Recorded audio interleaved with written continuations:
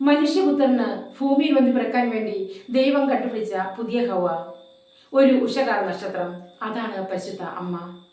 പരിശുദ്ധ കന്യകാമറിയത്തിന്റെ ജന്മത്തിരുന്നാൾ ആഘോഷിക്കുന്ന ഈ അവസരത്തിൽ പരിശുദ്ധ അമ്മയുടെ ജീവിതത്തിലേക്ക് ഒന്ന് കടന്നു നോക്കുമ്പോൾ നമുക്ക് കാണുവാൻ സാധിക്കും പരിശുദ്ധ അമ്മ ഭാഗ്യവതിയാണ് എന്ന്.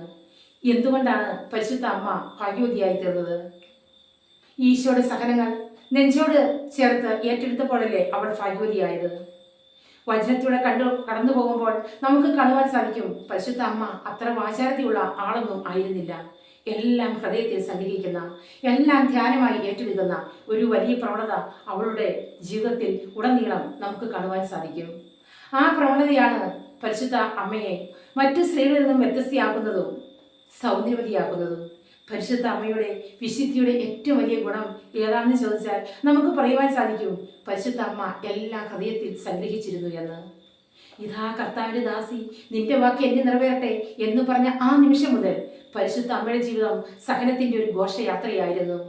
എന്റെ ആത്മാവ് കർത്താവെ മഹത്വപ്പെടുത്തുന്നു, എന്റെ ചിത്തം എന്റെ രക്ഷകനായ ദൈവത്തിൽ ആനന്ദിക്കുന്നു എന്ന് പറഞ്ഞപ്പോഴും അവൾ സഹനത്തിന്റെ തീച്ചൂളയിലൂടെയാണ് കടന്നുപോയിക്കൊണ്ടിരുന്നത്. ഗർഭിണിയായിരുന്നപ്പോൾ സെൻസസ് എടുക്കുവാനുള്ള യാത്ര ഒരു സഹനയാത്രയായിരുന്നു. ഉണ്ണിക്ക് ജനിക്കുവാൻ സ്ഥലം ലഭിക്കാതെ വന്നപ്പോൾ, സത്രത്തിന്റെ വാതിൽ ഓരോന്നും കൊട്ടിവിളിച്ചപ്പോൾ, ആ വാതിലുകൾ അവൾക്ക് നേരെ അടയ്ക്കപ്പെട്ടപ്പോൾ, അവസാനം ഒരു കാലിത്തൊഴുത്തിൽ ഉണ്ണിക്ക് ജന്മം നൽകേണ്ടി വന്നപ്പോൾ അതെല്ലാം അവൾ സഹനമായി ഏറ്റെടുക്കുകയായിരുന്നു. യാതൊരു തെറ്റും ചെയ്യാത്ത തൻ്റെ പുത്രനേറ്റ ഓരോ ചാട്ടമറടികളും അവളുടെ ഹൃദയത്തിലാണ് പതിച്ചത്. അവസാനം തൻ്റെ പൊന്നുമോൻ കാൽവരിമലയിൽ കുരിശിൽ 3 ആണ്ടുകൾ തറയ്ക്കപ്പെട്ടപ്പോഴും എല്ലാം സഹിച്ചുകൊണ്ട് മൗനമായി അവൾ ആ കുരിശിൻ കീഴിൽ നിന്നു. കാൽവരിയുടെ വിരിമാറിൽ തൻ്റെ പൊന്നോമന പുത്രൻ മരിച്ചു വീണപ്പോൾ ആ മൃതശരീരം മടിയിൽ കിടത്തിക്കൊണ്ട് അവർ ദൈവത്തെ സ്തുതിച്ചു. നമുക്കറിയാം, ജീവിതത്തിൽ കഷ്ടപ്പാടുകളും സഹനങ്ങളും ഒക്കെ ഉണ്ടായപ്പോൾ അവൾ അത് ഹൃദയത്തിൽ ഏറ്റെടുത്തു, ഹൃദയത്തിൽ സംഗ്രഹിച്ചു.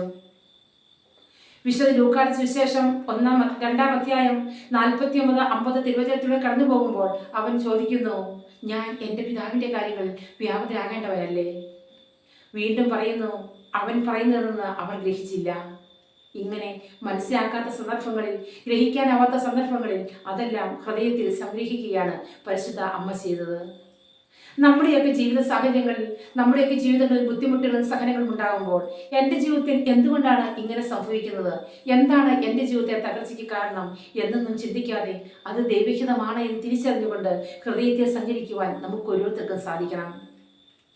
പരാതിപ്പെടുവാൻ പോകുന്ന സന്ദർഭങ്ങളെ, കുറ്റം പറയുവാൻ ലഭിക്കുന്ന സന്ദർഭങ്ങളെ, മറ്റുള്ളവരെ വിമർശിക്കുവാൻ തോന്നുമ്പോൾ, ഇനി എൻ്റെ ജീവിതത്തിൽ എനിക്കൊന്നുമില്ല, എല്ലാം എന്നിൽ നിന്നും മാറിപ്പോയി, ഇനി എന്താണ് എനിക്ക് എന്നൊക്കെ പരാതി പറയുവാൻ ഉണ്ടാകുന്ന സന്ദർഭങ്ങളെ അധികമൊന്നും പുറത്തു പറയാതെ എല്ലാ ഹൃദയത്തിൽ സംഗ്രഹിച്ച് ഈശോയെ കൂട്ടുപിടിച്ച് പ്രാർത്ഥിക്കുവാൻ നമുക്കും കഴിയണം പരിശുദ്ധ അമ്മയെ പോലെ.